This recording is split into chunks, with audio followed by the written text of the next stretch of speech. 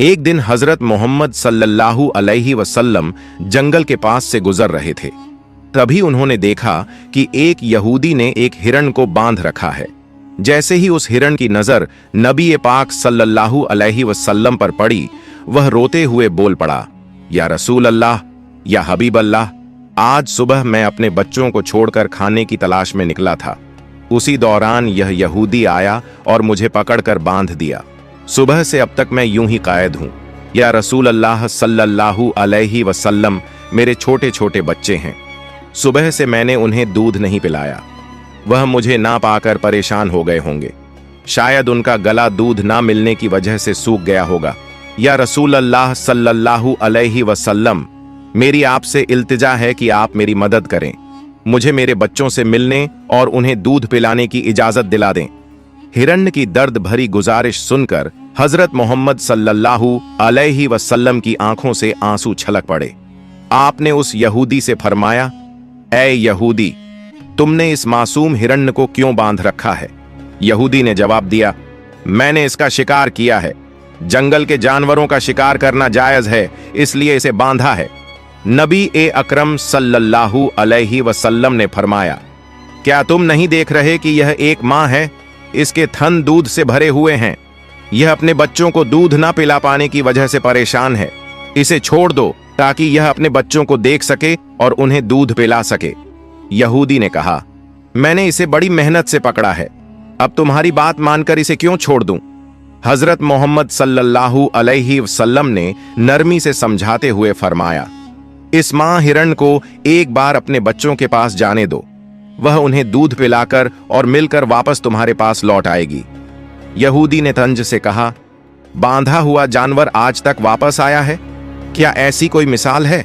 अगर मैं इसे छोड़ दूं तो यह कभी नहीं लौटेगा। जब नबी पाक सल्लल्लाहु अलैहि वसल्लम ने देखा कि यहूदी किसी भी तरह से हिरण को छोड़ने के लिए तैयार नहीं है, तो आपने फरमाया, ऐ यहूदी, इस हिरण को आजाद कर दो। इसके बदले तुम मुझे बांध लो। अगर यह वापस ना लौटे तो तुम मुझे उम्र भर कैद में रख सकते हो। यहूदी ने कहा, ठीक है, एक शर्त पर मैं इसे छोड़ रहा हूं। अगर यह वापस ना आए तो मैं तुम्हें उम्र भर के लिए कैद कर लूंगा। आखिरकार यहूदी ने हिरण को छोड़ दिया और हजरत मोहम्मद सल्लल्लाहु अलैहि वसल्लम को बांध दिया। आजाद होते ही हिरण तेजी से जंगल की तरफ भाग गया। यहूदी दिल ही दिल में हंसते हुए सोचने लगा, हिरण अब कभी लौट कर नहीं आएगा। इस आदमी को मैं हमेशा के लिए कैद में रखूंगा। इससे बड़ा बेवकूफ मैंने पूरी दुनिया में नहीं देखा। एक जंगल के जानवर के लिए इसने अपनी जिंदगी दांव पर लगा दी। हिरण तेजी से अपने बच्चों के पास पहुंचा। बच्चों ने उसे देखकर हैरानी से पूछा, अम्मा, आप सुबह से कहां थीं? हम आपका इंतजार करते करते थक गए। बिना दूध के हमारा गला सूख गया है। क्या हो गया है कि आप हमें छोड़कर चली गई थीं? मां हिरण ने बच्चों को समझाते हुए कहा, मेरे प्यारे बच्चों, आज सुबह जब मैं तुम्हारे लिए खाने की तलाश में निकली थी तो एक यहूदी ने मुझे पकड़ लिया। वह मुझे बांध कर ले गया। फिर अल्लाह के प्यारे नबी सल्लल्लाहु अलैहि वसल्लम उस रास्ते से गुजरे। मैंने उनसे तुम्हारी हालत के बारे में कहा और उनसे मदद की गुहार लगाई। हिरण ने आगे कहा, नबी करीम सल्लल्लाहु अलैहि वसल्लम ने मेरी मदद करने के लिए खुद को उस यहूदी के पास गिरवी रख दिया ताकि मैं तुमसे आखिरी बार मिल सकूं। अब मुझे वापस लौटकर जाना होगा क्योंकि मैंने वादा किया है कि मैं जरूर लौटूंगी। मां हिरण ने अपने बच्चों से कहा, मेरे प्यारे बच्चों, वह नरदिल यहूदी अल्लाह के प्यारे नबी सल्लल्लाहु अलैहि वसल्लम को बांध कर रखे हुए है।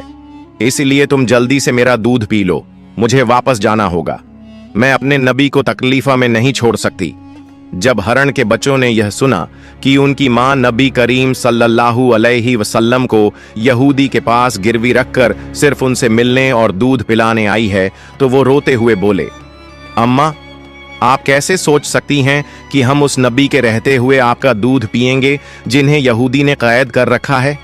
नहीं, हम आपका दूध नहीं पी सकते। आप चलिए, हम भी आपके साथ चलेंगे। हम अल्लाह के नबी की तकलीफ सहन नहीं कर सकते। उसके बाद मां हिरण अपने बच्चों के साथ नबी करीम सल्लल्लाहु अलैहि वसल्लम के पास लौटने के लिए चल पड़ी। दूसरी तरफ जब हिरण के लौटने में थोड़ी देर हुई तो वह यहूदी तंज करते हुए नबी करीम सल्लल्लाहु अलैहि वसल्लम से कहने लगा, तुमसे ज्यादा बेवकूफ इंसान मैंने इस दुनिया में कभी नहीं देखा। एक जंगल के हरण के लिए तुमने खुद को मेरे पास गिरवी रख दिया। क्या तुम वाकई सोचते हो कि वह हरण वापस आएगा? कयामत तक वह हरण लौट कर नहीं आएगा और कयामत तक तुम मेरी कैद में रहोगे। यह सुनकर नबी करीम सल्लल्लाहु अलैहि वसल्लम ने बड़ी नरमी से कहा, ऐ यहूदी, थोड़ा सब्र करो, वह हरण जरूर लौट कर आएगा। अल्लाह की मर्जी से वह तुम्हारे पास वापस आ जाएगा। यहूदी हंसते हुए बोला, ऐ मोहम्मद, अपनी इन अलौकिक कल्पनाओं को छोड़ दो। मैं पूरे यकीन के साथ कह सकता हूं कि वह हरण कयामत तक वापस नहीं लौटेगी। इस तरह कुछ समय और बीत गया। यहूदी मन ही मन सोचने लगा, मोहम्मद को बंधक बनाकर मैं इसके साथियों से बहुत सारा धन वसूल करूंगा। क्या कभी कोई हरण इंसान की ममता के कारण लौट कर आया है? थोड़ी देर और बीतने के बाद यहूदी ने देखा कि न सिर्फ हरण लौट कर आ रही है, बल्कि उसके साथ उसके बच्चे भी हैं।